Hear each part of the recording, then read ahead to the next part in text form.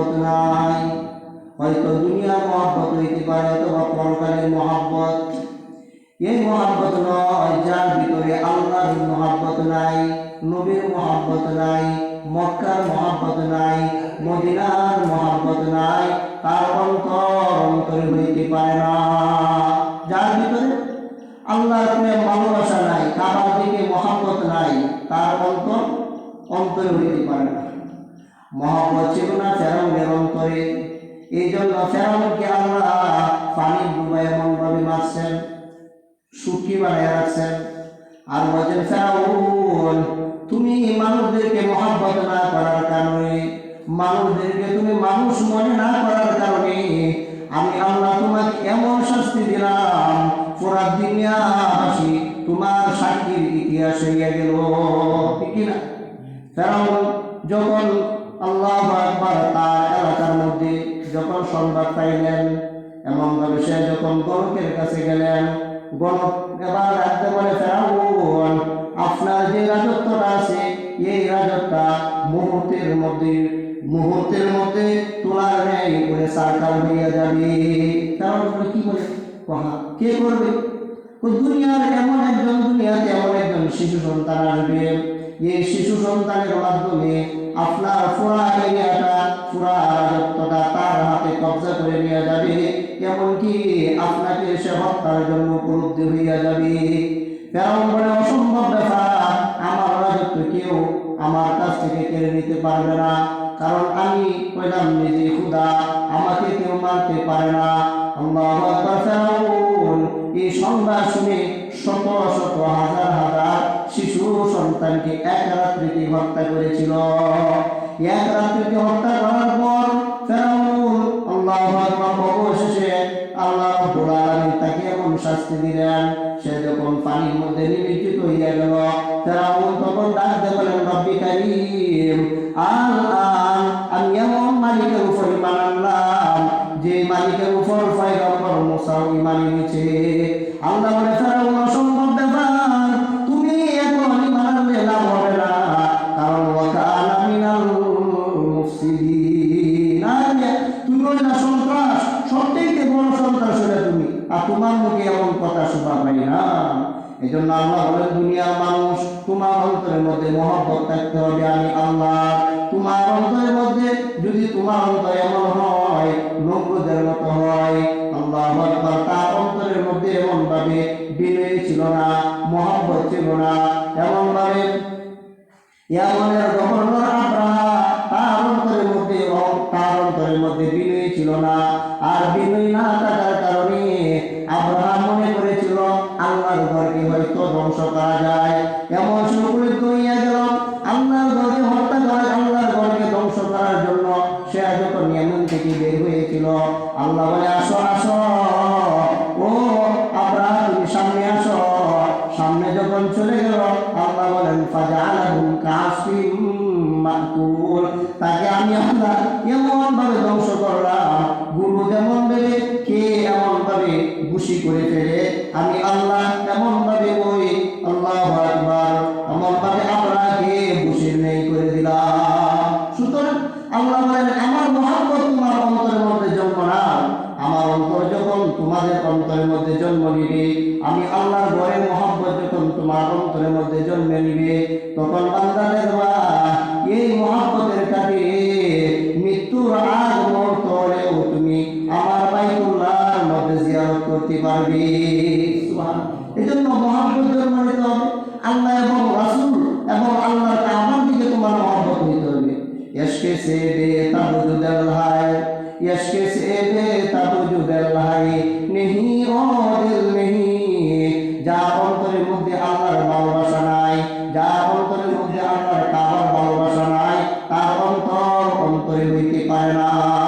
আল্লাহর ভালোবাসা যাদের অন্তরে ছিল, আল্লাহ দেখা যায় মৃত্যুর আগ মুহূর্ত পর্যন্ত একবার না একবার তারা আল্লাহর কাবার মধ্যে এমন ভাবে যাইতে পারছে। আল্লাহ বলেন, আমার কাবার দিকে যখন বান্দা যাবে, তখন বান্দারা পাগলের ন্যায় আমাকে ডাকাডাকি করবে আর বলবে, আল্লাহ আল্লাহুম্মা লাব্বাইক লা শারীকা লাক লাব্বাইক ইন্নাল হামদা ওয়া নি'মাতা লাকা ওয়াল মুলক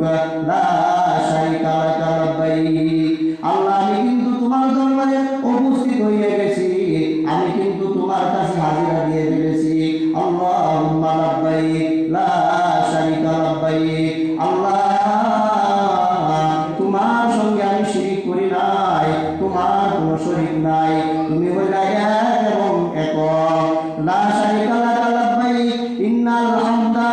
ও মালিক, দুনিয়ার আমি কারো প্রশংসা করি না, কারো আমি কৃতজ্ঞতা জ্ঞাপন করি না, একমাত্র তোমার কৃতজ্ঞতা জ্ঞাপন করি, তোমার নিয়ামতের কৃতজ্ঞতা জ্ঞাপন করি, তোমার তাসবিহ তাহলিল গুনাহ আমি নিজে পাঠ করি। লাকা ওয়াল মুলক, আর একমাত্র রাজত্বর মালিক হইলা তুমি, দুনিয়াতেও তুমি রাজত্বর মালিক, মৃত্যুর পর হইলা তুমি রাজত্বর মালিক। সুতরাং এই কথার উপর আমি সাক্ষী দিলাম। আল্লাহ বলে বান্দা যখন এমন কথাবার্তা বলে, ওই বান্দা যখন আমার কাবা থেকে সে যখন তার বাড়ির দিকে মুতাওয়াজ্জি হয়, জানিয়ে রাখো ওই লোকটা কোনোদিন এমন ভাবে আল্লাহু আকবার একটা সন্তান মা গর্ভ থেকে জন্ম নিলে যেমন নিষ্পাপ, ওই বান্দা নিষ্পাপ হইয়া দুনিয়ার বুকে ফিরে। সুবহানাল্লাহ। এই জন্য আল্লাহ বলেন, দুনিয়ার মানুষ, আমি আল্লাহর মহব্বত তোমার অন্তরের মধ্যে জন্ম নাও, আমার কাবার মহব্বত তোমার অন্তরের মধ্যে জন্ম নাও। আল্লাহু আকবার। এমন করে দেখা যায় মঈনুদ্দিন আজমেরী সানজারি রহমাতুল্লাহ আলাইহি, উস্তাদ খাজা উসমানী হারুনি রহমাতুল্লাহ আলাইহি বারবার চিঠি পাঠাইতেছে মঈনের কাছে, ও মঈন তুমি এখন কোথায় আছো? ও মঈন তোমাকে আমার বিশেষ প্রয়োজন, জলদি তুমি যেখানে থাকে না কেন তুমি আমার চিঠি পাওয়া মাত্রই আমার কাছে চলে আসবা। আল্লাহু আকবার। মঈনুদ্দিন চিশতি আজমেরী সানজারি রহমাতুল্লাহ আলাইহি চিঠি যখন পাইয়া গেল, উস্তাদের চিঠি পাইয়া মঈন ফারুক হইয়া গেছে। মঈন উস্তাদের কাছে চলে আসে। আল্লাহু আকবার। খাজা উসমানী হারুনি রহমাতুল্লাহ আলাইহি মঈনকে বুকে জড়াইয়া ধরলেন আর বললেন, মঈন সময় কিন্তু খুবই অল্প সময়, এই অল্প সময়ের মধ্যে তোমার আজমিরে যাইতে হবে। মঈনুদ্দিন ডাকতে বলে, উস্তাদজি আজমিরে কেন আমি যাবো? আজমিরে যাইতে হবে কারণ আজমিরে হাজার হাজার মুসলমান ফিস্তিরায়ে ফিঞ্জিরার হাতে আবদ্ধ, ফিস্তিরায়ে ফিঞ্জিরার হাতে এমন ভাবে জুলুমের নির্যাতিত হয়ে আছে। ও মঈন আমি বৃদ্ধ হইয়া গেছি, বাবা তুমি যাইবা আজমিরে, যাওয়ার পর এমন ভাবে তুমি কোরআনের দাওয়াত দিবা, এমন ভাবে তুমি মুসলমানদেরকে ওই ফিস্তিরায়ে ফিঞ্জিরার হাত থেকে তুমি নিজে রক্ষা করবা। এবার মঈনুদ্দিন বসে বসে কাঁদেন। এবার খাজা উসমানী হারুনি ডাকতে বলে, মঈন তুমি এমন ভাবে বসে বসে কাঁদতেছো কারণ কি? মঈন ডাকতে বলে, উস্তাদজি আমার মনের মধ্যে একটা বড় বেদনা, আমার মনের মধ্যে একটা বড় আশা। উস্তাদজি এই আশাটা যতক্ষণ পর্যন্ত পূরণ না হবে আমার মন চাইতেছে না আমি আজমিরের মধ্যে যাবো। খাজা উসমানী হারুনি ডাকতে বলে, ও মঈন তোমার মনের মধ্যে কি বেদনা তুমি আমাকে বলো। মঈন ডাকতে বলে, উস্তাদজি দুনিয়ার কোনো বেদনা নয়, দুনিয়ার কোনো আশা নয়, আমি আমার বিবির জন্য সন্তানের জন্য আমি অন্তরের মধ্যে আল্লাহু আকবার, তাদের জন্য আমার বেদনা নয়, তাদের জন্য আমার আশা নয়, ধন সম্পদের আশা আমার অন্তরের মধ্যে নাই। উস্তাদজি ডাকতে বলে, তাহলে তোমার মনের মধ্যে কি? এবার মঈনুদ্দিন ডাকতে বলে, উস্তাদজি আমার মনের মধ্যে একটা মাত্র আশা, আমি ওই আজমিরে যাইবার আগে আমার মন চাইতেছে আমি মক্কা মদিনায় যাইতাম। সুবহানাল্লাহ। ওই মক্কা মদিনার মাকাম ইব্রাহিমে দাঁড়াইতাম, 2 রাকাত নামাজ পড়তাম, মালিকের কাছে এমন ভাবে আমি দোয়া করতাম। আল্লাহু আকবার। এবার উসমানী হারুনি ডাকতে বলে, মঈন যদি তোমার মনের মধ্যে এতই আশা থাকে, যাও যাও তুমি আমার কানটার মধ্যে বসিয়া 3 দিন পর্যন্ত তুমি এমন ভাবে মুনাজাত করতে থাকো। সুবহানাল্লাহ। তুমি এমন ভাবে দোয়া করতে থাকো আর এমন ভাবে কবিতা বলতে থাকো। মঈন খুদার কসম আমি উসমানী হারুনি কথা দিলাম, আল্লাহ তোমাকে অবশ্যই অবশ্যই মক্কা মদিনা যাইবার তৌফিক দিয়ে দিবেন। সুবহানাল্লাহ। এবার মঈনুদ্দিন বসে বসে কবিতা বলে, মাই জিন্দেগি মে একবার মদিনা যাও, আই খুদা মেরে সামনে সো ফরক আতা করো, इस पारी दुनिया से मेरा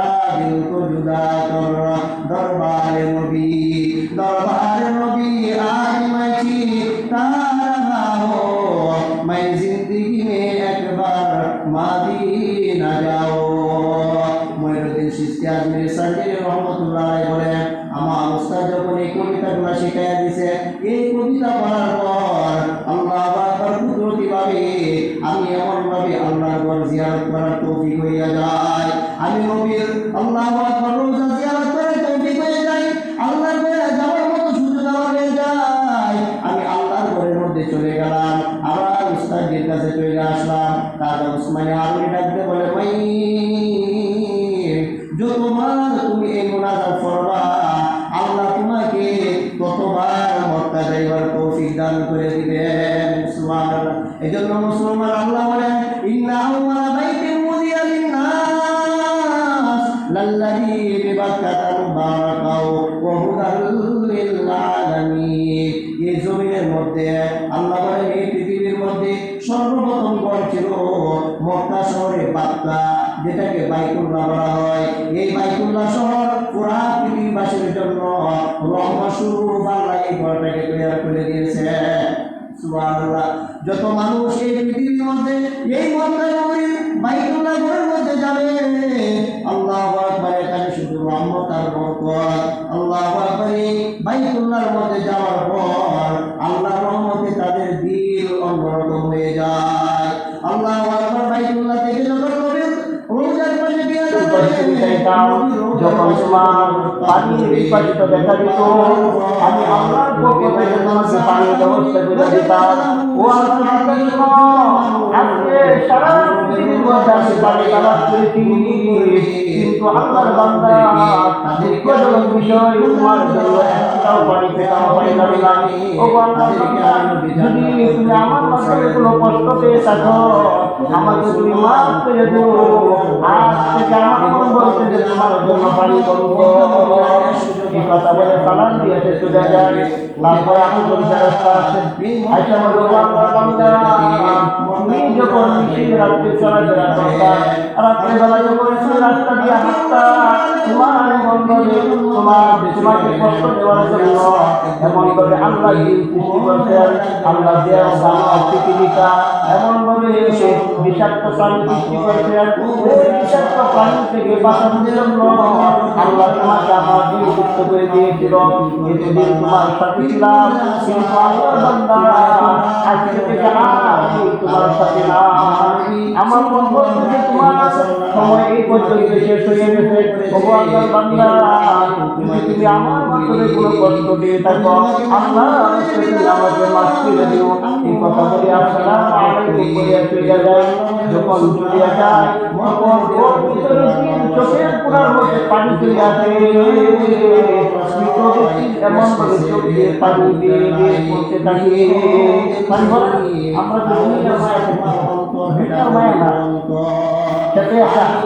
যেমন সময় তার কিনারের মধ্যে আরো তার লোক এসে বসে, আরো তার লোক এসে বলে, আমার বাবা চিন্তা করো যেন, তুমি কি আমাকে চিনো না? আমি হইলাম তোমার বাবা। তুমি কি আমাকে চিনো না? আমি হইলাম তোমার মা। তুমি কি আমাকে চিনো না? আমি হইলাম তোমার দুনিয়াতে বন্ধু। তুমি কি আমাকে চিনো না? আমি হইলাম তোমার প্রতিবেশী। আমার বাবা চিন্তা করো না, চিন্তা করো না।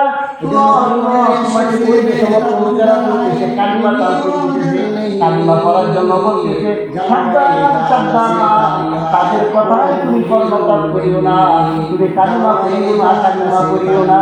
যদি কালিমা করো, আমি কিন্তু তোমার মা তোমার সাথে নাই, আমি কিন্তু তোমার বাবা তোমার সাথে নাই, আমি তোমার বাবা প্রতিবেশী আমি তোমার সাথে নাই, আমি তোমার বন্ধু তোমার সাথে নাই। সন্তান কালিমা করিও না। যদি সে বক্তা হয়, সে বলে না, করবো না, করবো না, কথা বলে না। আর যদি একটা হয়, তাহলে তো তার জবান দিয়ে বের হয়ে যায়, আশহাদু আল্লা ইলাহা ইল্লাল্লাহ ওয়া আশহাদু আন্না মুহাম্মাদান আবদুহু ওয়া রাসূলুহু। কালিমা যখন পড়ে চলে যায়, শয়তান চলে যায়, শয়তান চলে যায়।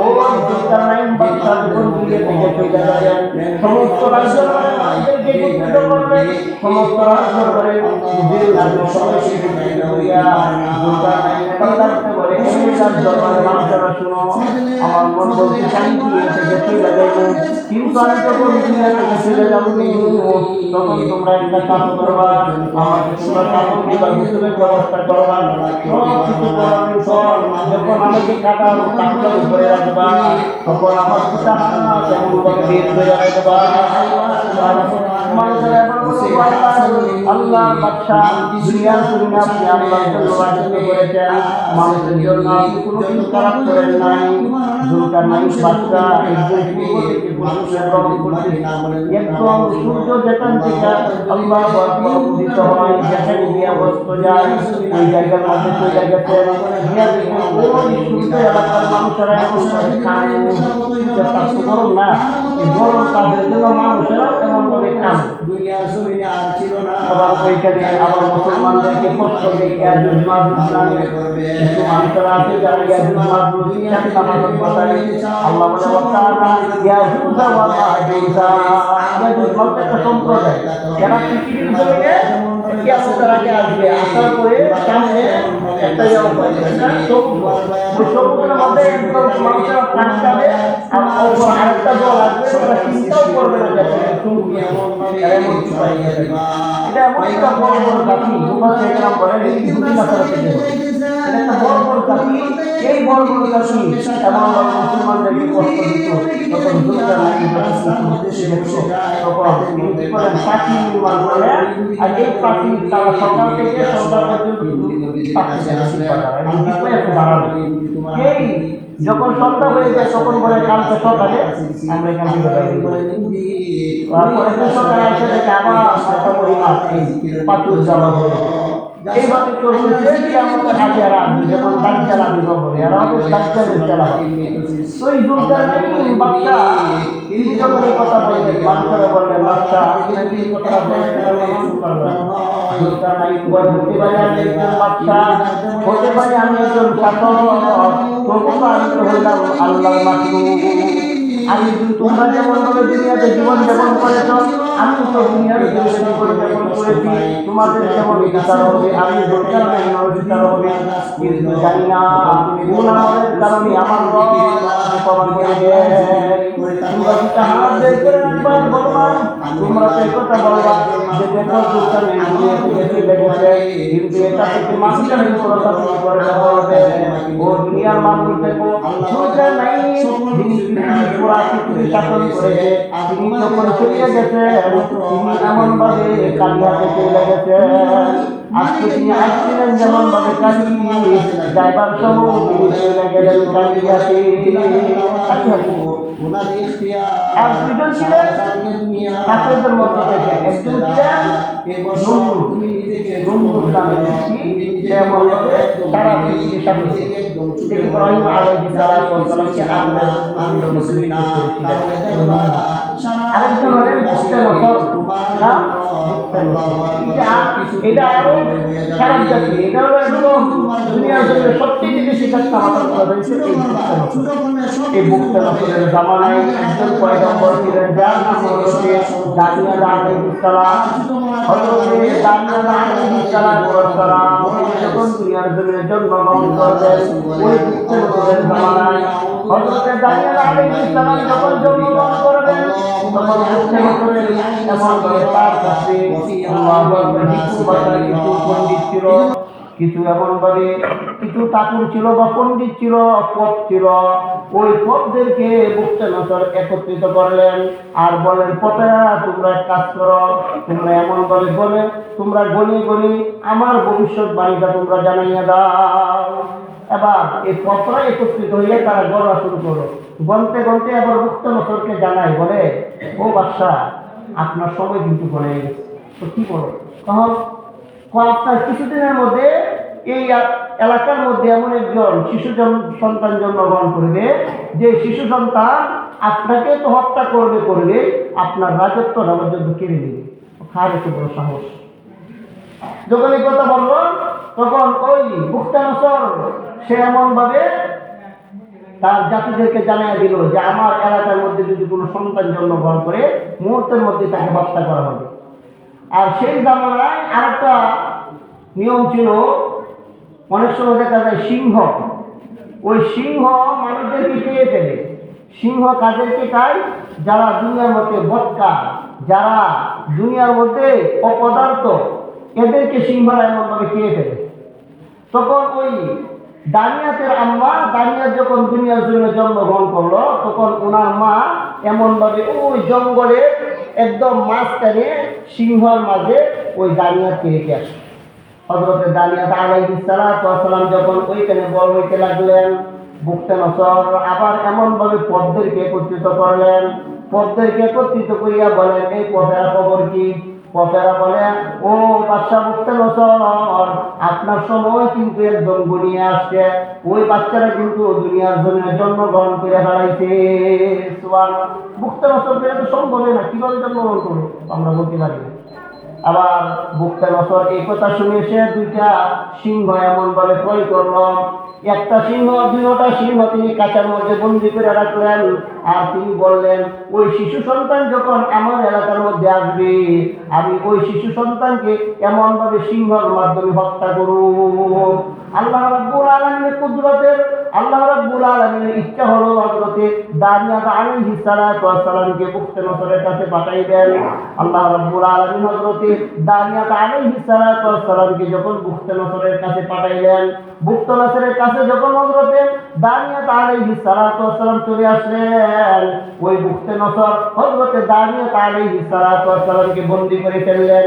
বন্দী করিয়া হযরতে দানিয়াত আলাইহিস সালাতু ওয়াস সালামকে এমনভাবে একটা কুয়ার মধ্যে নিক্ষেপ করে দিলেন।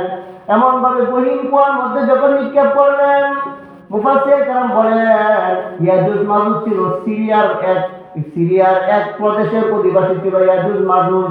ওই সিরিয়ার এক কুয়ার মধ্যে, গহীন কুয়ার মধ্যে যখন দানিয়াতকে নিক্ষেপ করা হলো, এবার নিক্ষেপ করার পরে ওই এমনভাবে ওই আল্লাহু আকবার, বুকতে নসর এমনভাবে দুটা সিংহ থেকে একটা সিংহ কুয়ার মধ্যে নিক্ষেপ করলেন।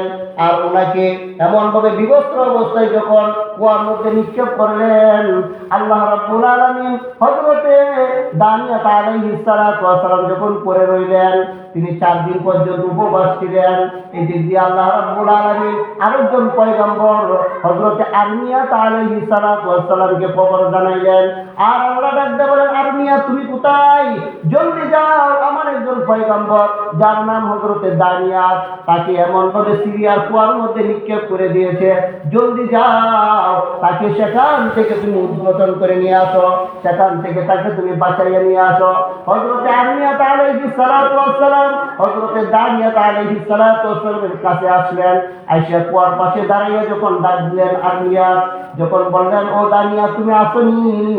দানিয়াত বলেন, হ্যাঁ আমি আছি। ও তোমার সাথে কিছু আসেনি? ও আমার সাথে কিছু নাই, কিন্তু একটা হিংস আমাকে এমনভাবে গোপন করার জন্য বুকতে নসর পাঠিয়েছিল।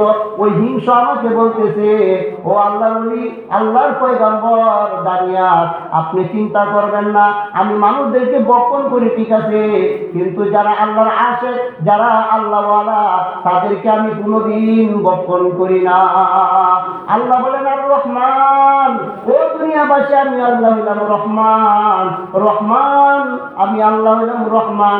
আর আল্লাহর রহমতের, রহমানের মাধ্যমে আমি এমনভাবে মানুষেরা যখন দুনিয়ার জমিনে বিপদ পড়বে, তখন আমি আল্লাহ ওই মানুষদের প্রতি ওই রহমান। আর রহমান এমনভাবে পরকালে মানুষদেরকে আল্লাহু আকবার কঠিন মুসিবতের মাধ্যমে ও রহমানের দয়ার মাধ্যমে, রহিমের দয়ার মাধ্যমে পরকালে আমি আল্লাহ তোমাদেরকে বাঁচাইব। যেমন ভাবে আল্লাহ আরমিয়াতকে বাঁচিয়েছিলেন, তেমনি ভাবে আল্লাহ বলেন, দুনিয়াবাসী তোমরা যখন নেক আমল করবা, আমলে সলেহ করবা, এক আল্লাহর ইবাদত বন্দেগী করবা, নামাজ পড়বা, রোজা রাখবা, যাকাত দিবা, হজ করবা, এগুলা যখন তুমি করবা, এইগুলা করার পরে যখন তোমার মৃত্যু হয়ে যাবে, যদিও তোমার আমল খারাপ হয়, তারপরও আমি আল্লাহ রহমানের দয়ার মাধ্যমে তোমাদেরকে পরকালে বাঁচাইয়া দিব। সুবহানাল্লাহ। এই জন্য আল্লাহ বলেন, আর রহমান, রহমান, আমি আল্লাহ হইলাম রহমান, আল্লামাল কোরআন। আর রহমানের দয়ার মাধ্যমে আমি আল্লাহ তোমাদেরকে দিয়েছি কোরআন। কোরআন কেন দিলেন? কোরআন দিয়েছেন বান্দাদেরকে বাঁচানোর জন্য। আল্লামাল কোরআন খলাকাল ইনসান। শুধু কোরআন দিয়ে শেষ নয়, আল্লাহ বলেন আমি আল্লাহ তোমাদেরকে সৃষ্টি করিয়াছি। আল্লাহ মাহুল বায়ান, তারপরে আমি আল্লাহ তোমাদেরকে কথা বলার মতো শক্তি দিয়েছি। যখন তুমি কথা শিখবা তখন তুমি সর্বপ্রথম তোমার বাচ্চাকে এমনভাবে আল্লাহর কালাম, এমনভাবে আল্লাহর কালিমা, কালিমাতুল ওয়াহিদা যেটাকে বলা হয়, ওই কালিমা তুমি বাচ্চাকে শিখাইবা। কারণ যার প্রথম কথা হবে লা ইলাহা ইল্লাল্লাহ, আর মৃত্যুর সময় তার জবান দিয়ে বের হবে লা ইলাহা ইল্লাল্লাহ। প্রথম কথা লা ইলাহা ইল্লাল্লাহ, শেষ কথা লা ইলাহা ইল্লাল্লাহ হলে মাঝখানে যদি সে অন্যায় করে থাকে, আল্লাহ সমস্ত অন্যায়গুলো কি করে দিবেন? ক্ষমা করে দিবেন। এই জন্য মুসলমান